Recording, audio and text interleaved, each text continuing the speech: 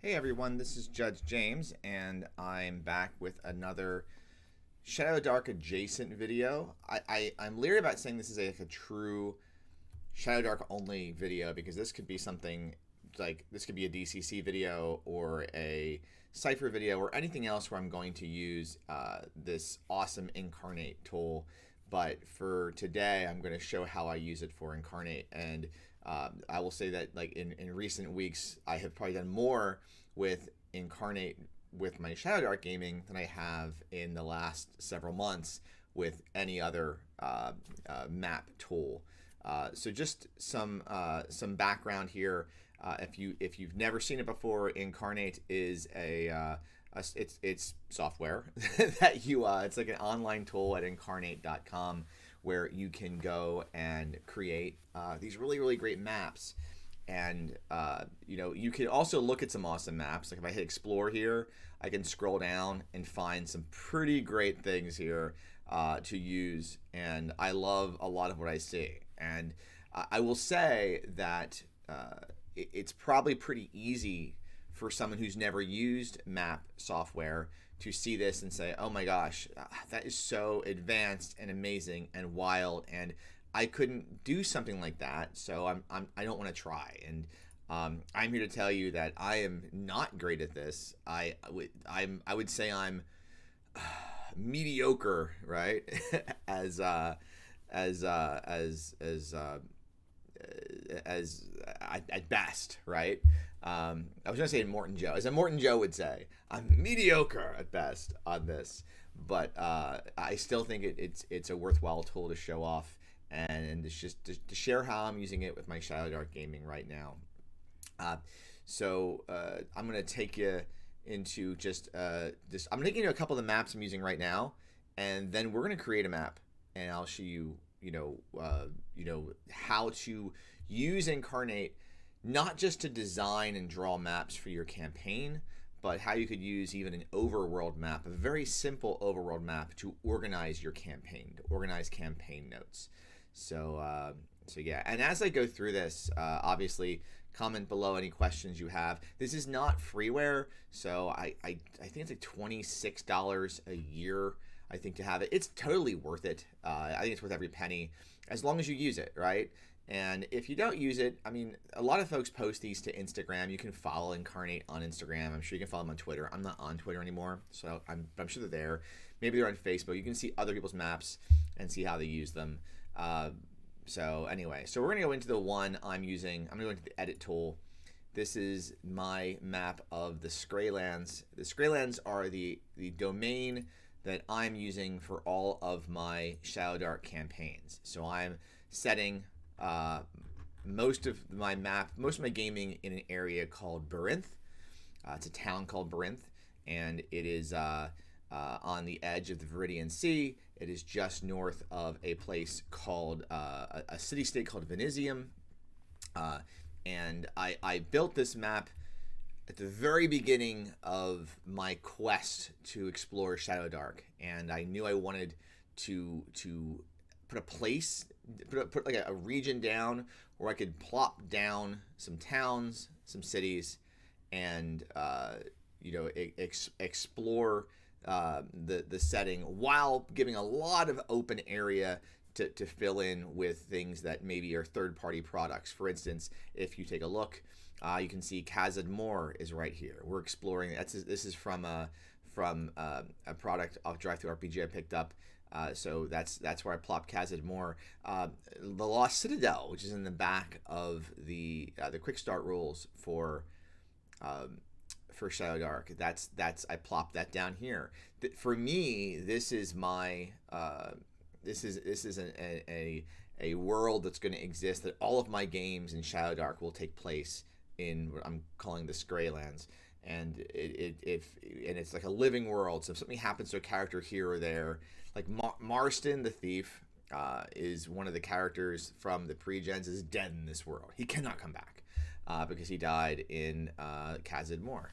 And if I do one-shots, they're going to take place here. And I did something similar. I'll go back a second. I did something similar to this when I ran Dungeon Crawl Classics. So when I did DCC, I started with a pretty blank world called the Crawling Continent, and if it's pretty filled up now, but every time I explored the map with an adventure, a module, I would add bits and pieces. For instance, the Great City, the Sunken City, the Slither's End, Muster Town.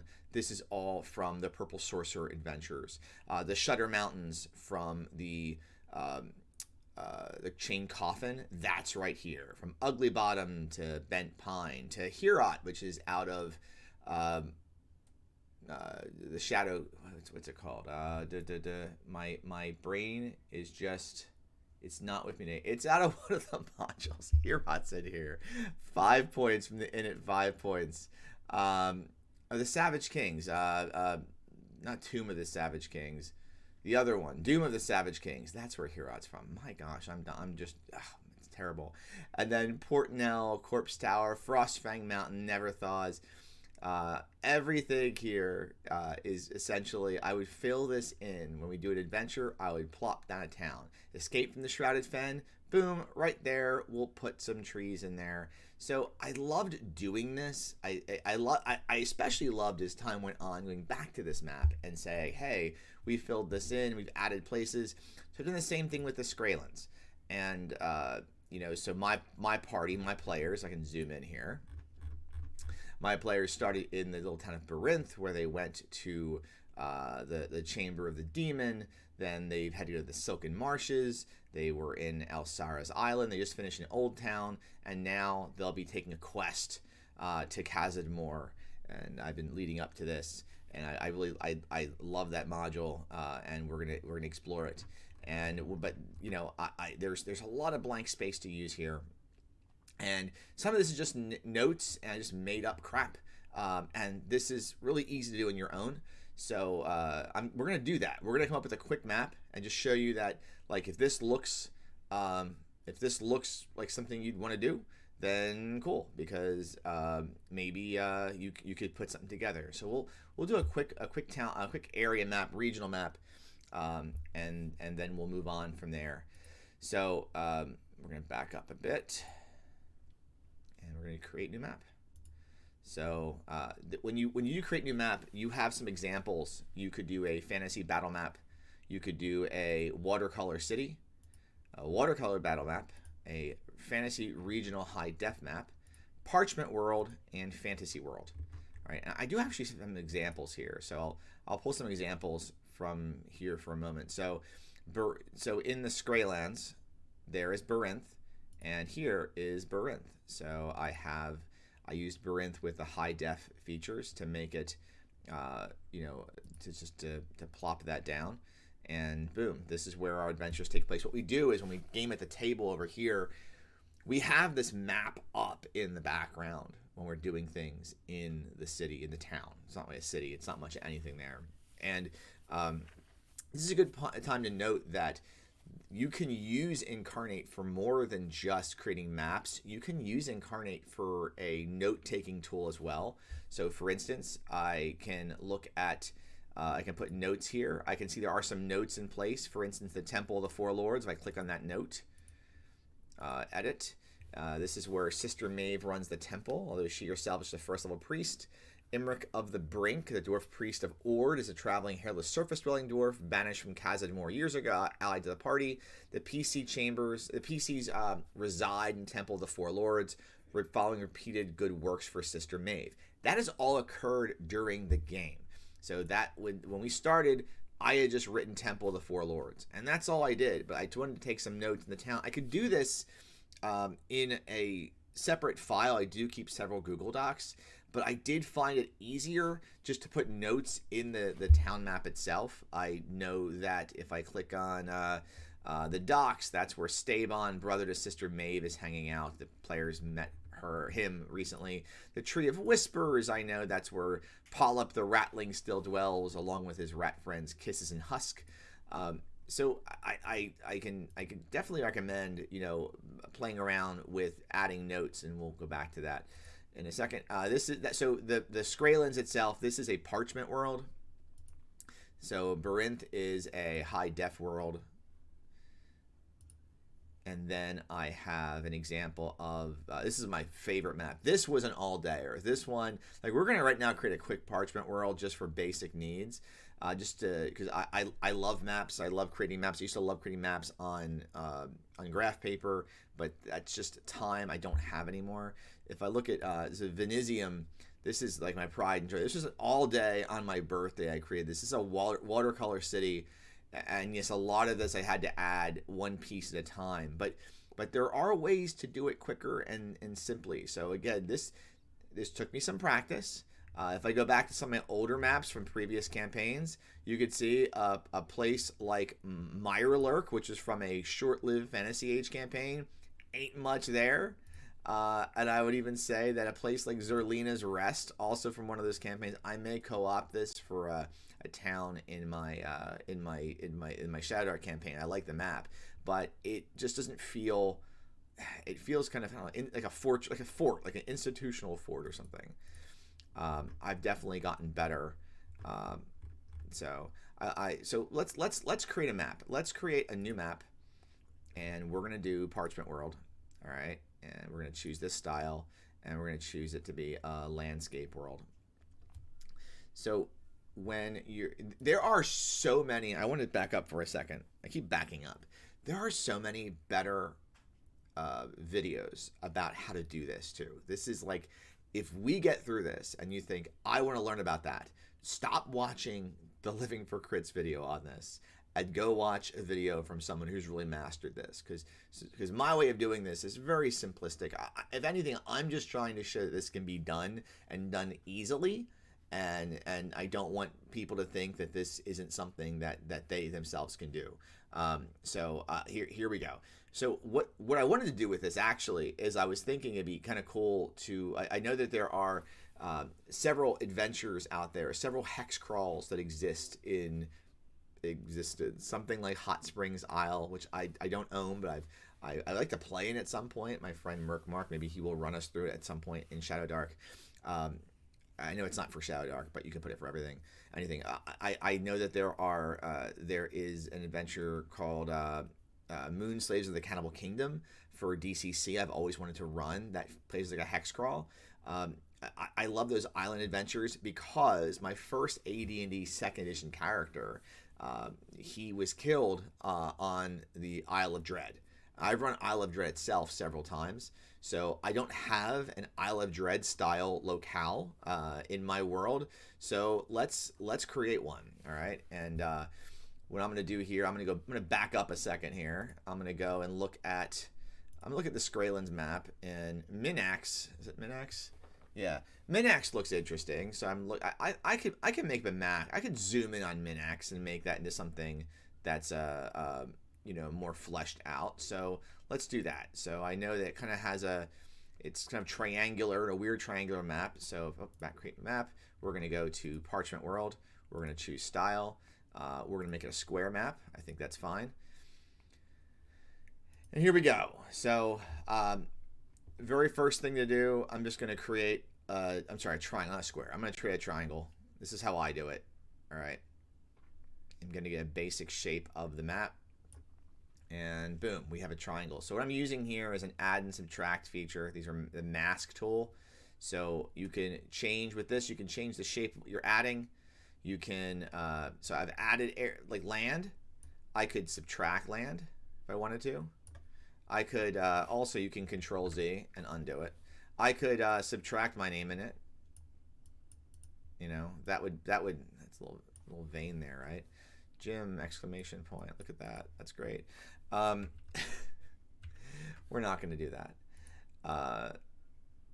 So I have a basic shape, and I wanted to subtract that. I can change the size of what I'm deleting too. All right. So basically, we know that I have Minax as sort of like a triangular type island, and I want to create something with a hex. By the way, there is a grid tool. I can do this. I can create it, and boom, hex. I can change the size of the hexes, which we're gonna do. So I wanna make this something that has pretty good size hexes. I want to build the map around the hexes so that it's kind of evens out and every area is clear what the area is. There is no requirement to do that, obviously. I should save this. Save. We're going to call this Minx. That's an homage back to one of the Ultima characters, one of the Ultima foes from the second Ultima game, since a lot of this to me feels very, to me, like fantasy starts in Ultima.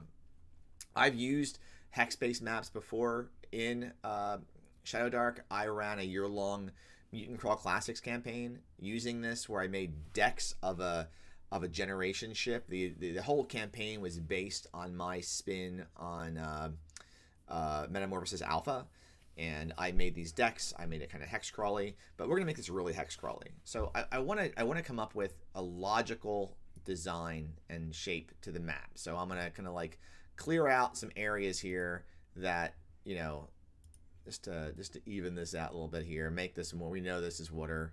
Sorry. We'll clear this out.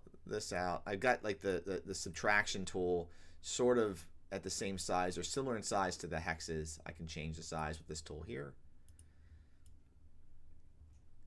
You know, I want to add a little bit more bulk down here to the isle.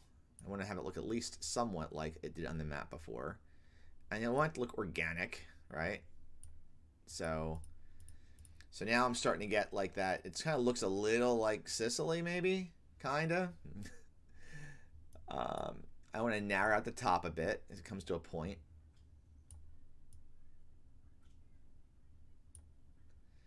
There we go. Because you want to have it feel like it's, you know, like it's a real place, right? So we're gonna go with this. I think this. I like how that looks. This also means I can add some islands off the coast. I always like adding islands, so we're gonna add a couple islands here and here, and then we'll add a couple islands here. We'll add an island up there to the north. So when you're adding land masses and whatnot, you know, a great place to look at to get some practice at doing land masses would be to look at a actual, you know, like Google Maps. And, you know, actually a really great thing if you want to take and match something up to, you know, make something easy, you can just go in there into Google Maps and just kind of like copy and paste, well, from memory or just from next to each other, an area, take a coastline of like the coast of Delaware. You can always use that, but you don't have to use Delaware. I'm just a fan because I live near it. So I'm doing a hex map. I want to try to make sure these localities are in hexes. I'm going to make this be like a 2 hex area. I'll put a 1 hex island down here. So, and another a little smaller. I'm changing the size, hex island up here. All right, I think that gives me some locations on the map, and again, I'm just gonna kind of iron some stuff out here to make sure that I have not spilled over too much out of the hexes. I didn't do this with the Skrellings. The Skrellings aren't built to be a hex crawl. I think I'd have to go backwards in time and create that if I wanted to, and I have done that in the past. I did that for a campaign, the campaign setting map I used for Fantasy Age for my Tavern Tale campaign. I'm going to actually trim off a piece of this. I'm going to shatter this island in half. I think maybe there's a story reason why there is this gouge through, you know, and it's a break. The island is broken in half. And, you know, we'll just carve that out and boop. And boop. So look at that. So now it has a nice little hexy look. Boom boom. And boom and boom. Alright, so you have Minx, and we know it's Minx, and you know, this same system we're using to create this, again, you could easily do this. This could be your campaign map. You can set the scale of this to anything you want, right? You don't have to say this scale is going to be, you know, it could be 100 miles per hex. It could be 1 mile per hex. All right. So I have the basic idea of what I want the area to look like. and I'm going to now go and start to add some features. I like to work on like at least some logical geology. So my figure is that maybe this is a mountain chain that has popped up. So I want to make the center of it hilly in the region, and I want to add some forests. I might want to add a lake. I want to add some streams. I want to add the geographic features first before I start adding any kind of locations here. I'm going to keep saving. I'll note that Inkarnate it's online, so your maps are online. You can come back to them and you can edit them anywhere you want to edit them. So I'm going to open the catalog here, and this is where you start adding these stamps. So the stamp feature is pretty great. You can choose you're picking what the background is going to look like. I'm in Parchment World right now, which means that a stamp that I put down, like we'll put this slapping whale tail here, and we'll make it a little bigger. We'll put it right there. That looks kind of in line with what would be a Parchment World, right? It looks in line with something that's drawn by hand with a pencil or a pen. Whereas if I were to go into the stamp tool and I were to add something from the Fantasy Battleground, like, I don't know, this backpack, it's not going to fit. If you want to go wild, it's your map, right? So you can go ahead and create it in any style you want, obviously, but I like to make sure it matches up. So if I'm in Parchment World, I'm going to stay in Parchment World. And I'm going to go ahead and add a compass to the corner, and I'll change the size of the compass. We'll add this, hold spacebar down, I'll drag this around. We're going to add this down here. Actually, you know what? I think this island's in the way. Sometimes it's just best to, just clean this up. I think this island up here is maybe too far to the north. We'll get rid of that. That lets us take and move the compass a bit. Here, make it a little bigger. And we'll go ahead and slap an N on there for north. We'll make that a little bigger. There we go. All right, so we've got a very basic map now. We've got a basic layout here. It's looking like there's not much going on. So let's start adding some meat to this map. And again, I always start with mountains. I'm going to use small mountains here to start. I think I'm going to stick to small mountains. I don't think this island is something that's going to be. We'll put one big mountain. We'll put one volcano here. Let's find a volcano. Here it is, volcanoes. All right, so this is like truly in the spirit of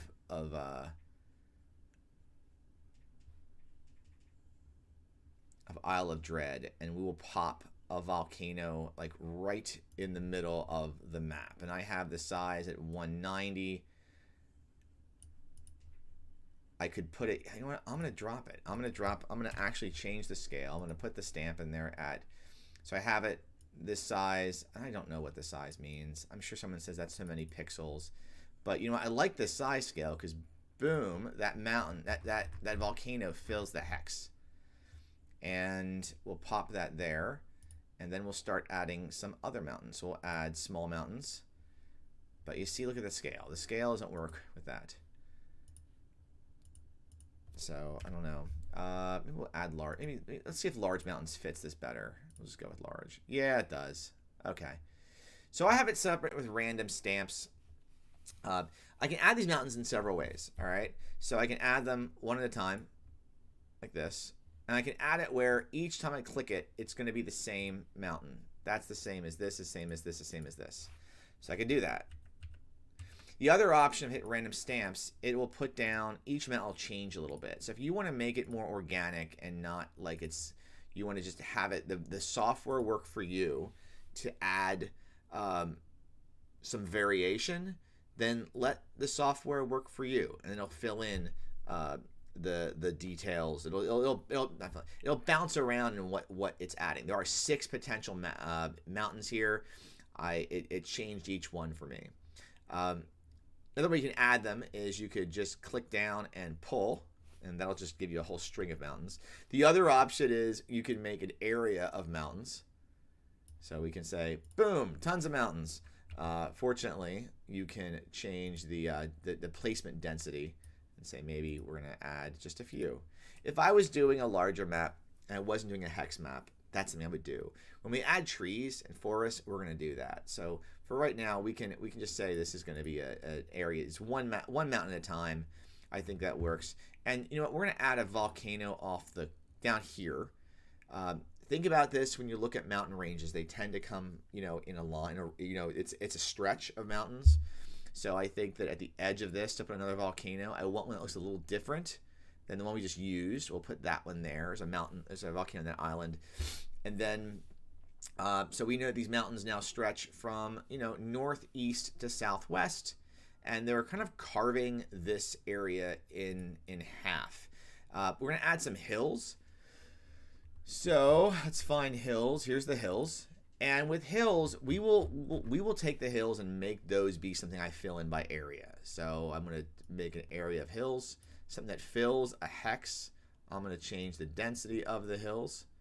So we'll see how this works. So you want the hills to kind of take up the areas between the mountains, because obviously I don't like how that one turned out. You can always redo it. I don't like, you obviously would have hills leading up to the mountains, right? That makes sense. So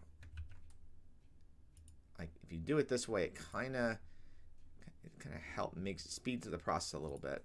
There we go. So you have some hills on the map. Oh, there we go. And you know what? I think it makes sense that, we have some hills down here, just a few.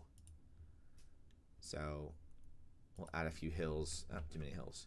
You know what? Too many hills to the point where I'm going to take out and I'm going to add them by hand. Actually, this is a good way to round out areas you think you didn't add enough hills to. You can always add them individually. All right, so now I want to make that central volcano more ominous. It's amongst the hills. Boom. Ominous volcano. So we've added some hills, we've added some mountains. I think this has given us some good topography. I would like to have there be some forests here. The Minax is located north of my world, which I've kind of have things in Venisium set to be sort of Mediterranean. I based the city and the culture on Renaissance Italy. So this is north, and we're gonna add this. It should be a pine covered island. So it's volcanic, but maybe more like Iceland, but with trees, because there's not many trees in Iceland, right? I don't think there are. So we're gonna add some trees. We're gonna add some forests, and we can add pine trees and pine trees shaded. I don't remember why one shaded, what the difference is. We'll add a few and see what the difference. Oh, I like those. All right, so guess what? We're gonna use those. Now, these pine trees, these are small. So we want to make them bigger. Make it obvious that they're trees. Let's get a size that we're comfortable with. Maybe a little bigger than that. And again, there's 6 types of tree.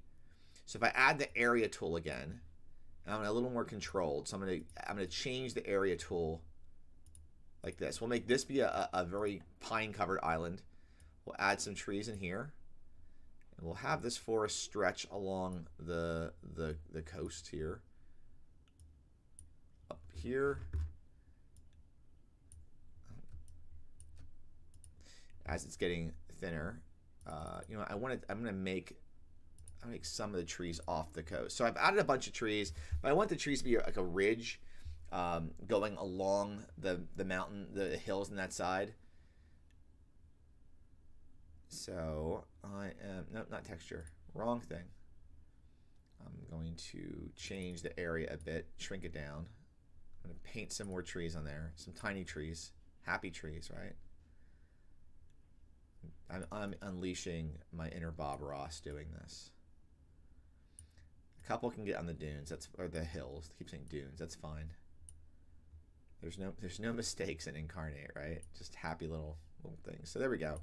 We've got the northern side of this is, And I don't know if that would make sense. Would you have the forest like this over the north? Probably someone's going to say no, you wouldn't, but oh well, we do. I'm now going to prune them a bit. I'm going to take and delete out trees. I'm going to use the delete button to take away some that I think are too close to the coast or are maybe overlapping something. I'm going to take these out of here. This is, I can move individual trees too if I want to move them around. This is where this can take time. I don't think there's any need for you to have to go to that detail if you're just looking to get some basic stuff done. But if you want to spend a little bit of time, like I am here in the video, to make this something, I probably could find a way to share this map if anyone really wants it when they're done. I'm honestly happy to share anything I have here. If someone wanted to use the Skraylids as their campaign setting, go for it. Now that I'm not on Twitter, though, it's not as easy. I quit Twitter last year. Not as easy to share my stuff. On Instagram, though, I'm on there. And it's at Living for Crits on Instagram, I think. Yes, it's Living for Crits on Instagram. So you can go find these there. And I'll put this on Instagram when we're done.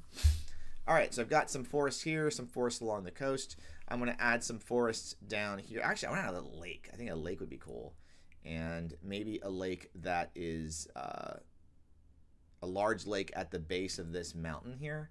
So we're going to take out these two mountains there. We're going to add a lake. So it's a subtraction tool. We're just going to delete out the majority of these hexes. And then we will shrink this tool to next to nothing to create a river that splits to there. And we'll just clean it up a little bit. There you go. There's a nice little lake there. There probably should be trees on the lake, right? I mean, that makes sense. But I don't know. Maybe the lake is kind of like, it's messed up because you get this volcano right there. So it's a lake of ash. All right. So I like this idea. This is not scripted. I will note that I'm just coming up with crap on my own as we're going here. So this lake of ash, though, I think this is pretty cool. So this ash lake, I mean, it's a lake of ash. We're going to go ahead and we're going to kill the trees that are here. All right, we're going to delete some of these hills out of the way.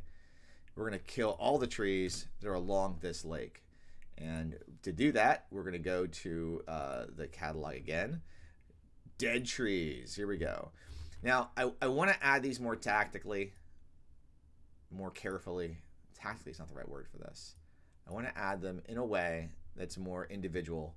So I'm going to take out the area tool and just add trees. It's set on random. So whatever I click, it'll click the next tree in sequence. You know what? That's too many trees in that clump there. No, we're going to move some of these around. We're going to relocate some of these trees.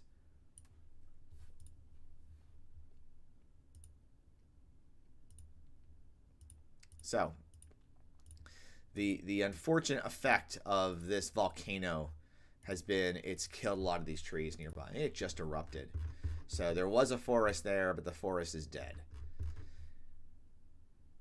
All right, I think having a more forested island on the southern end, I like that too. So we're going to go back to the forest. And so recently used, this is cool. It lets you just go back to something that you've had you used previously, and you can pull it back up.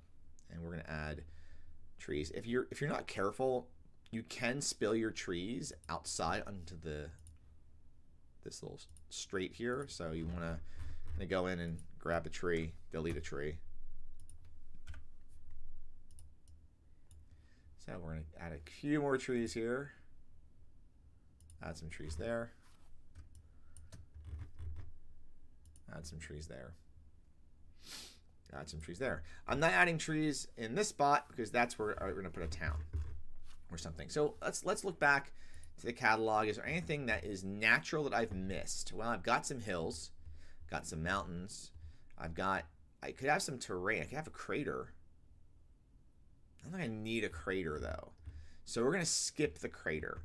I have added craters to other maps. I think they're great to add, but no, I'm not going to use it. So there's icons, and these are helpful because you need to know what's on your map. These are helpful.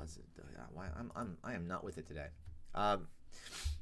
we want to put some locations on this map.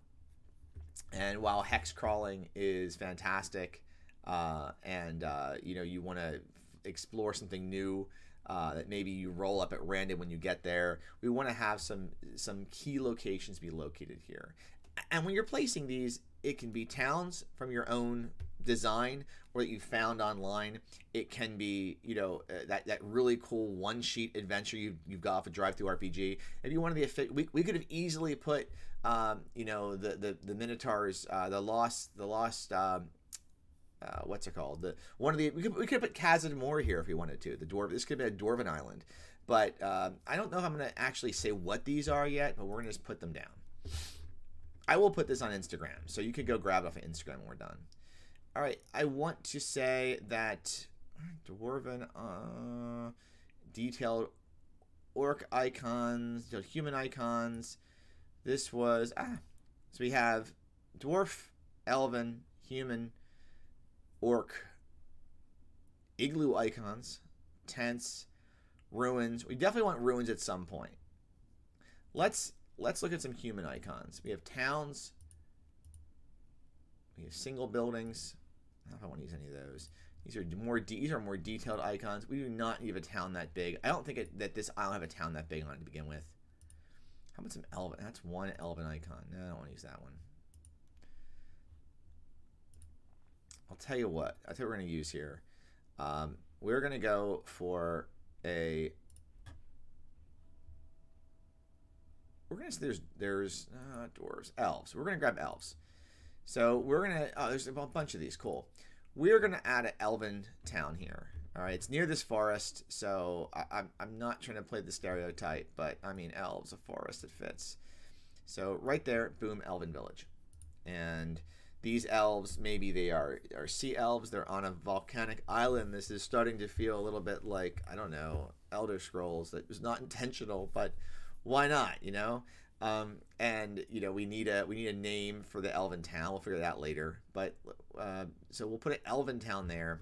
And if we're doing this if this is going to be a single, this is going to be like just a place like where you're doing hex crawling, then cool. Then just one town, one place to go back to refuel, to buy equipment, and in Shadowdark to carouse. You want to have a location like that.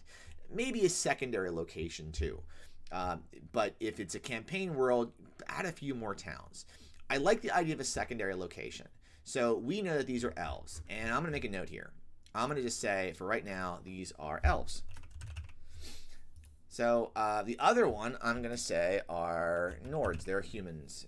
But they're of the out of the one cursed scroll where they are like Viking inspired. We're going to plop them on an island up there. We're going to say they have their own little island outpost that is off the coast, and they don't come down here.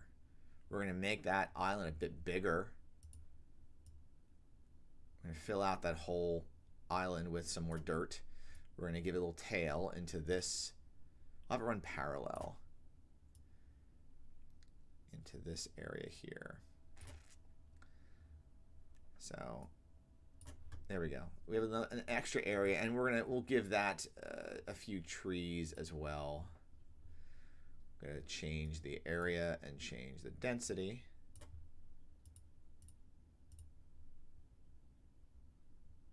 Just a handful of trees. It's a bit sparse. And then we're going to add a town for that place as well. So we're going to go through, we're going to add human towns, plain human icons. These are the detailed ones. I think something that's too big. We will go with this one here. There we go. Actually, we're going to make a little town out of smaller buildings. That. And that. We have to delete these trees. These trees are getting in the way. Sorry, trees. Delete that one. It's going to be a long video. Longer than I thought it was going to be. But we're here. We're doing it. And that. This is a good time to talk about elevation and like at what height things are. So over here you have the layer, not elevation. You have the layer. So if I were to put this backpack on top of this building, right now they're both at layer 1. But I placed this second, so it's going to be over top. But if I took the item below it and brought that layer up, I could put that in over top. So I'll be honest, I don't mess with layers much until I get to a point where I want these closer together. Until I get to a point where I absolutely have to. So I made my own little human settlement of Nords up there. So you have 2 towns on the map. And time to add some new locations. So where else could we put things? Well, I think this island here needs to have something. Let's add the basics first. So we're going to take this here and we're going to say there's a ruin there. Maybe the Nords lived there at one point and now they do not. But they left behind some remnants. So it's going to be an interesting tile to investigate. Got to trim away a tree over here. And then we're going to have where can another ruin go? I think you know, any kind of campaign setting like this, you're going to want to have, or not setting, but any kind of campaign, you're going to have something pretty cool, some kind of location that's the most epic of locations. And we know at this point it's going to be this volcano. I'm going to make the volcano a little bigger. Could add it more to the center of this thing here. And I'm going to take out actually a little of the land around, or add a little land here so I have a little more room for that bulk. When I discuss taking and removing bulk, I feel like I'm like, it's Dr. Pimple Popper, or it's those nose surgeons, those rhinoplasty people, because they talk about that taking bulk out the nose. I watched that weird crap. I'm sorry. We need to add a way into, I think, that one mountain. So we're going to add a cave, and we're going to put this at the base of the mountain here. And we're going to make sure that cave is at a higher layer, so it kind of blocks. Oh, no, let me do it. I guess it can't block. All right, that's fine. So there's a cave at the base of the mountain. So that right there, we'll put these trees next to the cave. I like that. This is kind of now Legend of Zelda. That's the last place the party should go. They probably should have no desire to go there unless, you know, it really shouldn't want to go there at all. That should not be. We're going to add some more dead trees over here. We're going to make this really foreboding. We're going to stop it being an area effect and just add more trees. Yeah, this. They're going to have to go through these dead forests. There's 2 of them here. There's a reason the elves don't go there. They have to cross a lot of dead forests. And look, it's so foreboding. Let's add a couple more hills. Nope, too big. No, I don't want that one. That one's fine. There we go. All right. So we've got some ruins. We've got some towns. We have some locations. Let's add a few more things. Let's go back to the catalog. So some factions. That could be interesting. Do we have any? What factions do we have? Oh, look. This makes this easy. So we can say that these are elves. You know what? Rather than saying elves, we can use a faction stamp. And we can make this a bit bigger. We can put this down here. And then up here, we can put another faction stamp for the Nords. Let's put an axe. If you're playing this as a campaign, one thing you could potentially do is carve this up even more and kind of declare that, like, the factions, they have changing control over the map if you want. All right, we had some factions on there. What else could we do? Resources. You want to add some resources? Well, I don't know if I do. If this is a campaign, again, you might want to say there's a mine here. That you might want to say that there's bees. That's not creepy. That there's fish. That could be helpful. But we're not using. I don't need resources. Shops. If we were doing a something where this parchment was the town, you might want to use those. I don't need bridges.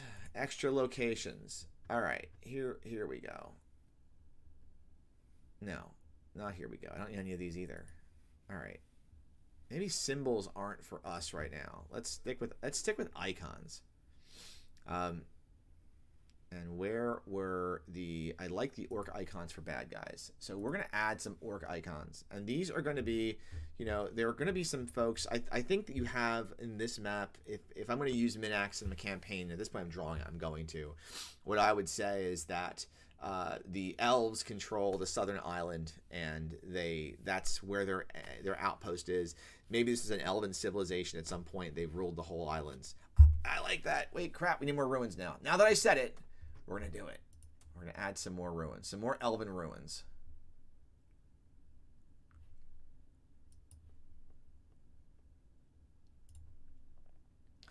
No, I used that one before. I'm going to use a different one. Give me a different one. Give me random stamps.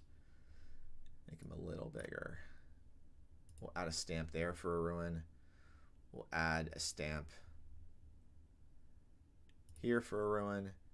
And we're gonna do this. We're gonna take right here and take out some of these hills, and we're gonna say that there is the biggest elven ruin. We're gonna plop right down there.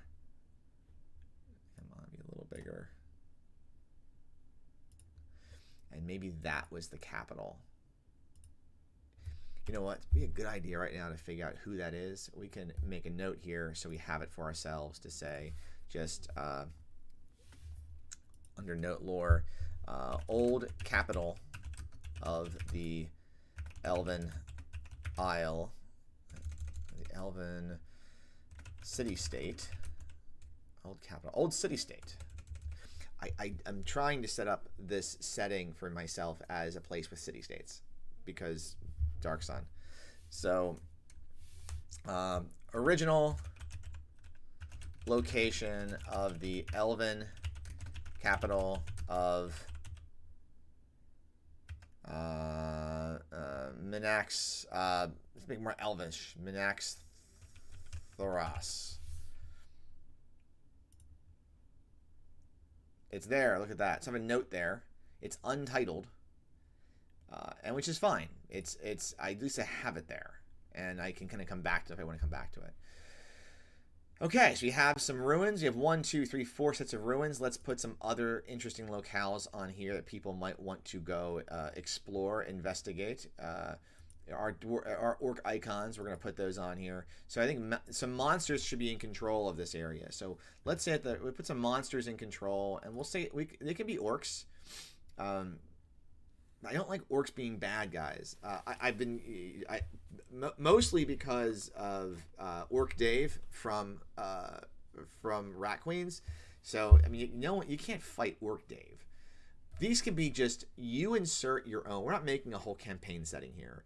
You insert your own monsters that live in these areas. Look at that. We'll put some here, and then we'll put we'll say that they've maybe where can else put them? We can put another token. This symbol here, this is a good symbol. We can say you have some monsters up here. And we can put, there's an encampment. It could be good, it could be bad, who knows? We'll put it over there. So you have some locales now. All right, so we have a bunch of ruins. We have some monster locations, whether this could be a lair of a big monster. Let's make a note there. We can say lair of the name a big monster, but I'm not. This isn't a stream. I can't tell you to do that. Lair of the Gorgon. Is there a Gorgon? What there's gonna be now? We're gonna call it a sap Gorgon. I don't know why. There we go. He's right there. Maybe he doesn't belong there. Then maybe he belongs somewhere else where there's some. Yes, let's put him over here. Let's put this lair where there's trees. Sap Gorgon sounds terrible.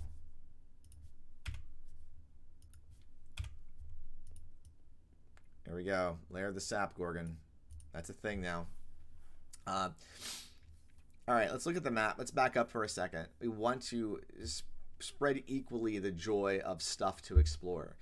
If you're doing this as a hex crawl, you're gonna want to make sure that there are kind of empty spaces where things can happen that are completely random, and you want to make sure that there's a good number of locations with set items.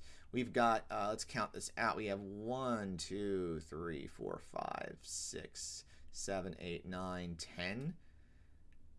Maybe two more things on here that are locations with something. We should have a big giant boss monster thing that rules the island, like as a monstrous perspective. You know, the snow gorgon. You know what?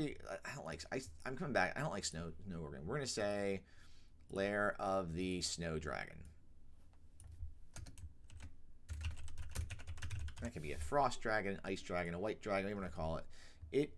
It has taken up residency there. Oh, I'm going to delete that one. All right, Lair of the Snow Dragon is right there. He's located. They are located right there. Okay, so if we deal with them, boom. Let's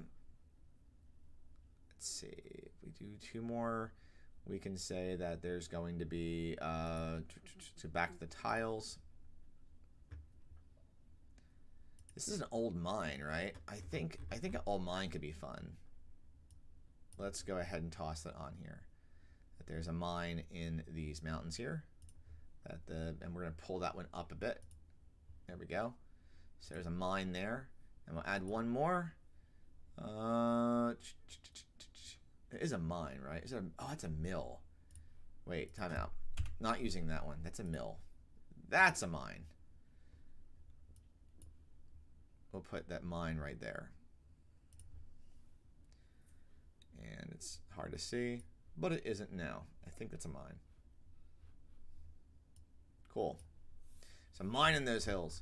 And I think something along this coast here would be good to have. What if we take one of these mesas and we made it a little bit, it's a little smaller, and a little smaller than that at the edge here. I got a great. We're gonna call that one. That's just hives. It's like almost like killer termites. I love killer insects. I think that let's do that. All right, now we can. When you're naming these, the first thing you could do for there's two ways to do this. You have the map. The map is done. You could give the players the map like this and hand it to them. This is the map. Maybe you hide the skull there. Maybe you don't. Maybe you leave it there and just make it ominous. The players have this, or as you reveal it like there's not any names, right? You can keep the names under the notes. So you can add notes for each of these if you want. I think I want to do numbers. I believe we're going to add numbers. Because the use of using numbers for all these localities, all these locations, means that as a GM, when you reveal it, because like how I would play this is I would play this on Owlbear Rodeo. I would reveal the map, like boom, like this. But grayed out. I would have a fog of war over everything the players haven't seen yet. So I'd have the coast outlined, and maybe let them know. There are Nords up here in the north. There are elves in the south. Everything else, as they see it, they reveal it. Boom. And what we're going to do, though, is I think we are going to decrease the size of these tokens here. And I'll just put them above. That way, maybe the players don't know what these are when they see them at first. Boom. We'll put that there.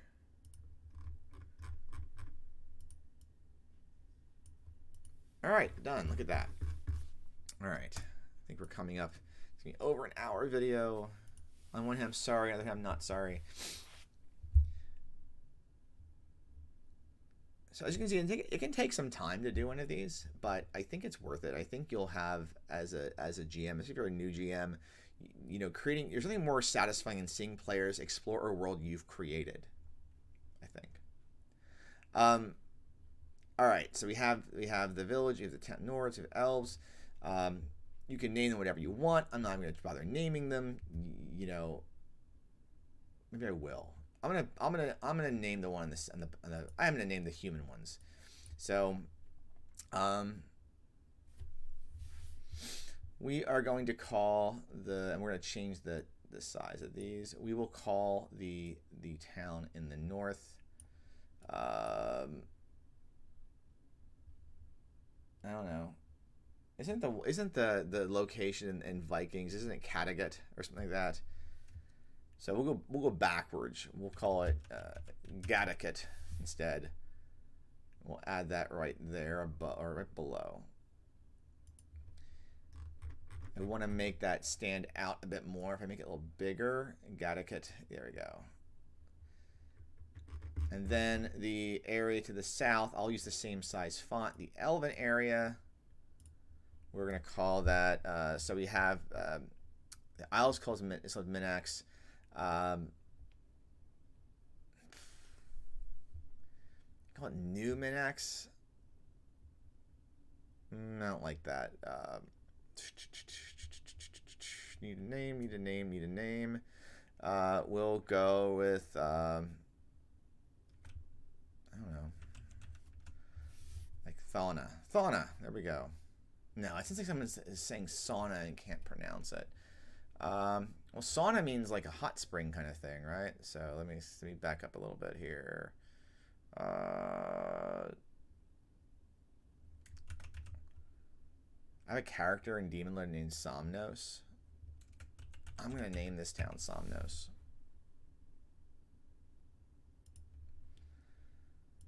All right. So you have Somnos, and you have Gatticut. And those are the two towns that players... And you know, they're on the map, but maybe the players know of the existence of both of those sites when they get here. You can always, on their way here, say, hey, you know that there is a settlement of humans to the north that's there, and a settlement of elves to the south. Or you can black that out too. Either way. I'm putting it on the map, though. I'm also going to put the name of the island on the map. And I'm going to increase the size. But actually, you know what would be really cool? What we'll do is we'll add a little bit of a token for that too. We'll go towards, there's banners. We'll add a banner here. Make it a little bigger. No, I don't want a second banner. I want to take this word. I'm going to drag this right there. So there we go. Minax.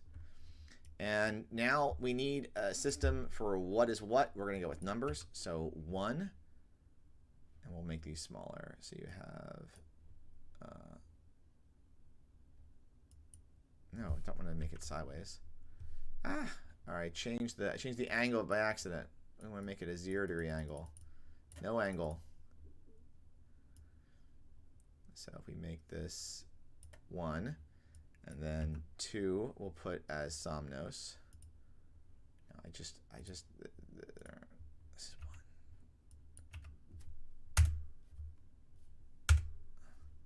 Cool, that's 1.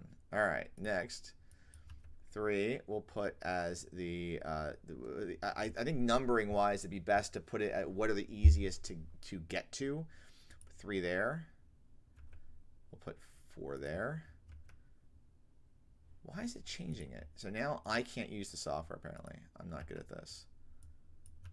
3. That's 3. That's 4. That's 5. That's 6. That's 7. That's 8. 9. 10. 11. 12. All right, and I'll move the numbers a little closer to what they're near. 7, 4, 5. That's 6. That's 5.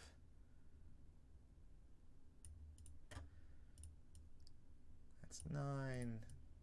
That is 11. That is 12. All right, so you've got, 12 locations on a hex map, and all you have to do is, there are overland travel.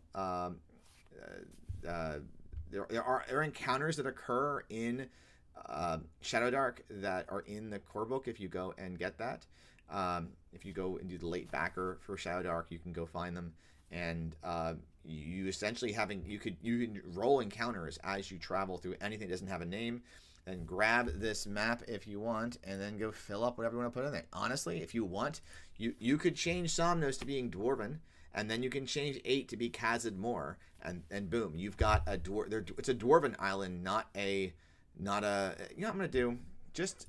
I'm gonna take out my own names here. I'm going to name these whatever you want. That way, I did change it to be Minax, but too bad. I'm gonna leave that there. I'm gonna save it.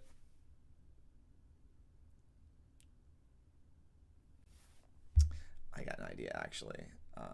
I'm going to change, and I'm going to call this Gadakit, and I'm going to call this Somnos.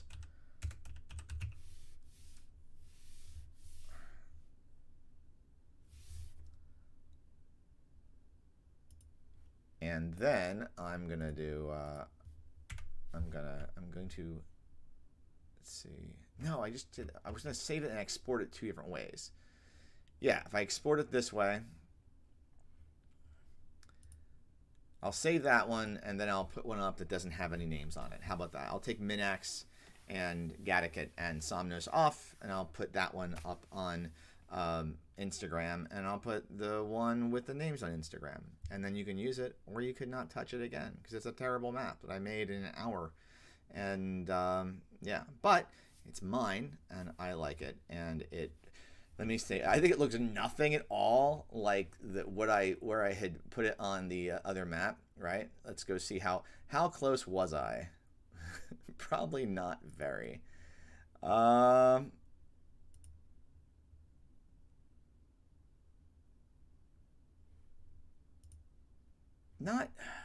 as bad as you'd think. I think actually it's pretty close.